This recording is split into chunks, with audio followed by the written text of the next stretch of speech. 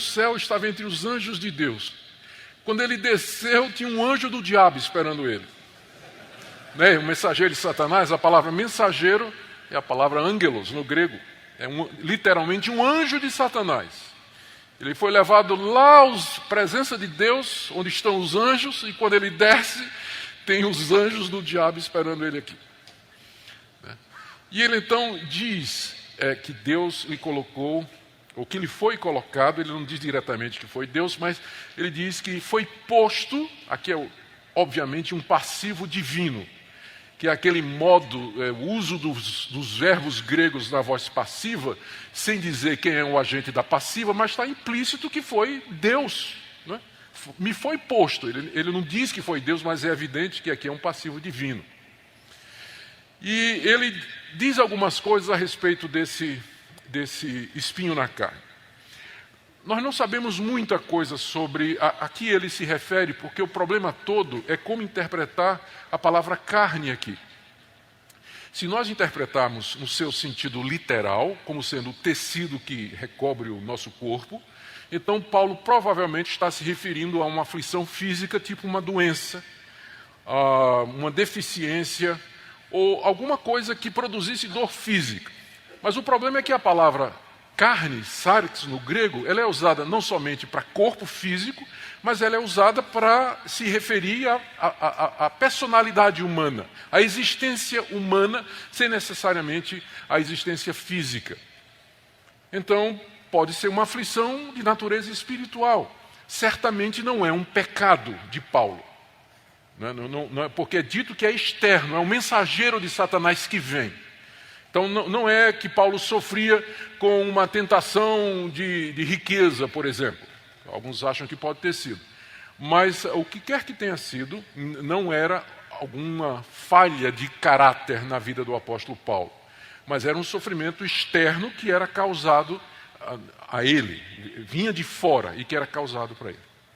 O que a gente sabe é o seguinte: primeiro, que era uma coisa extremamente dolorosa. A palavra que é usada aqui para espinho é uma palavra grega, skalops, que significa também estaca. Ela é usada em alguma literatura da época de Paulo para se referir àquelas estacas ou pedaços de madeira afiados que eram introduzidos nos corpos de condenados para produzir uma morte lenta e agonizante. Era o empalamento. E o instrumento do empalamento eram essas estacas de madeira pontiagudas. E às vezes na literatura elas são referidas exatamente com essa mesma palavra que Paulo está usando aqui. Talvez é mais do que um espinho, porque um espinho causa incômodo, não é? Mas o que Paulo está falando aqui é de algo doloroso. Ninguém ora 3 vezes a Deus para tirar uma felpa, não é? Uma lasca de madeira que entrou embaixo da unha. Ninguém faz isso, né, 3 vezes, insiste com Deus a respeito disso. Portanto, é provável que quando a gente vai ler aqui essa descrição, um espinho na carne, que Paulo, na verdade, está falando de uma estaca que lhe era cravada na carne, provocando uma dor muito intensa, um sofrimento muito intenso. Carne aqui, quer seja no sentido físico ou no sentido da sua existência. Era um sofrimento penetrante, agudo, era algo extremamente doloroso que fazia com que Paulo vivesse debaixo de dor. E isso fazia 14 anos, porque quando ele está falando aqui, ele está falando de uma forma que dá a entender que aquela estaca nunca foi retirada. Fazia 14 anos que ele vinha com isso cravado em si. Então, essa é a primeira coisa que a gente sabe, que o que quer que tenha sido era algo extremamente doloroso. A segunda coisa que a gente pode perceber aqui é que era também algo humilhante, que humilhava o apóstolo Paulo, porque ele diz que esse mensageiro de Satanás, já vou falar sobre isso, ele foi mandado para o esbofetear. O bofete que é mencionado aqui não é o murro, né, que você dá direto na cara da pessoa, mas que alguns dão, né, direto na cara da pessoa. mas é aquele tapa que você dá com as costas da mão. É um tapa de desprezo. Quando se quer humilhar alguém ou desprezar alguém, você bate no rosto com as costas da mão. Então, é esse tipo de bofete que Paulo está se referindo aqui, quando ele diz, esse mensageiro de Satanás que me foi dado para me esbofetear. Não é que era um anjo pugilista, não é? Mas era um anjo que vinha desprezar o apóstolo Paulo, humilhá-lo. Era assim que ele se sentia com aquele espinho na carne. Algo extremamente doloroso, algo humilhante que acontecia com ele, que o deixava quebrado, por assim dizer. A terceira coisa que a gente pode perceber aqui desse espinho é que Satanás fazia parte desse sofrimento. De alguma maneira, Satanás estava envolvido nisso. Então, isso significava, como eu disse, que era uma ação externa e que era uma ação cruel, persistente, maligna e que tinha como objetivo produzir dor e humilhação na vida do apóstolo Paulo. Estamos falando do apóstolo Paulo. Então imagina o que pode acontecer conosco, né? Imagina o que pode acontecer conosco. Esse mensageiro de Satanás enviado para causar dor e humilhação. E a quarta coisa que nós aprendemos aqui, já foi mencionada a respeito desse espinho, é que, na verdade, quem estava por trás de tudo isso era Deus. Lutero disse que o diabo é o diabo de Deus. O diabo é um anjo caído, ele não é um Deus ao contrário. Nós não somos maniqueístas que acreditavam e ainda acreditam que o mundo é governado por duas forças iguais em intensidade, mas opostas em direção, o bem e o mal. Satanás não é a mesma coisa de Deus, ele é uma criatura, ele é um anjo caído debaixo do domínio e do governo de Deus. E Deus, na sua sábia providência, e de uma maneira para nós desconhecida e misteriosa, em que ele não invade ou não tira a responsabilidade nem de Satanás e do ser humano, ele usa o diabo na realização dos seus propósitos. De uma maneira que não é violada a vontade da criatura e nem a responsabilidade dos demônios. Mas ele é claro, dessa passagem e do livro de Jó, cuja exposição vocês ouviram há pouco, que de fato ele vai fazer o que Deus determina.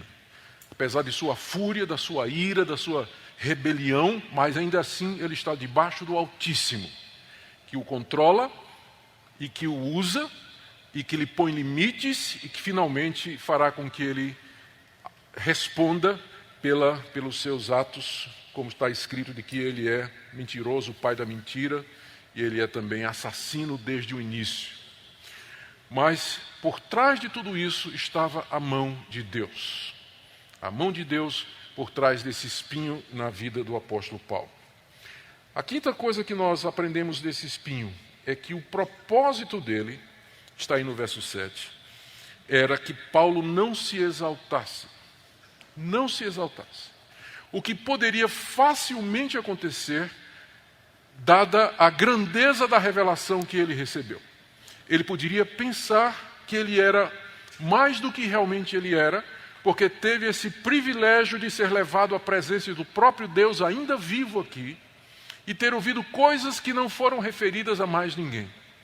Então, com facilidade, Paulo poderia se exaltar. Ele poderia se envaidecer, encher-se de orgulho e de prepotência, e aí se tornaria não usável por Deus. Deus não poderia usá-lo. Deus poderia usar um apóstolo sofrendo e humilhado, mas não pode usar um apóstolo arrogante, que pensa de si mais do que convém. Por isso, se Deus tiver que escolher entre manter você humilde através da dor e do sofrimento, ou ver você alegre e feliz, porém orgulhoso, adivinha o que ele vai escolher?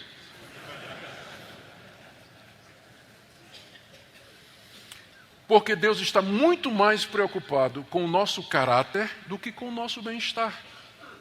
Ele está muito mais preocupado em formar em você as virtudes do Senhor Jesus, a pessoa do Senhor Jesus em você, do que fazer você rico, feliz, seguro, tranquilo e gozando de tudo que é de bom aqui nesse mundo. E infelizmente você nem sempre pode ter as duas coisas. Todas as virtudes cristãs e tudo de bom que o mundo tem para oferecer. Geralmente vai ter que sacrificar um para poder ter o outro. E Deus é craque em escolher exatamente aquelas coisas que nos são caras e preciosas no mundo, para tirá-las, para produzir aquela virtude que de outra maneira não seria produzida. Esse é o propósito do espinho na carne.